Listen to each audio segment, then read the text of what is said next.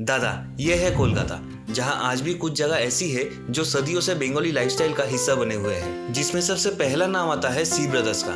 अगर आप फोटोग्राफी के शौकीन हैं, तो ये जगह आपके लिए है। पुराने टाइम में कैमरा फिल्म्स को डेवलप करके कैसे फोटो बनवाया जाता था, वो आप इधर आके देख सकते हैं। और फिर आता है रसेल स्ट्रीट का ये फर्नीचर्स की दुकान, जहाँ आप ऑक्शन में हिस्सा लेके ये पुराने फर्नीचर्स खरीद सकते हैं, जो आपके घर को एस्थेटिक बनाने के लिए काफी है। और बात अगर करें खाने की, तो फिश फ्राई, कटलेट और फिश फिंगर के बिना बंगाली स्नैक्स पूरा नहीं होता। और हाँ, इसके साथ थोड़ा काशुंदी भी। और आप अगर विक्टोरिया के आसपास है, तो यहाँ का फेमस झालमुड़ी खाना मत भूलिएगा। अब इस झालमुड़ी को खाने का भी एक तरीका है, जो कि चम्मच से नहीं, ऐसे हाथ में डाल के होता है। ऐसे लिया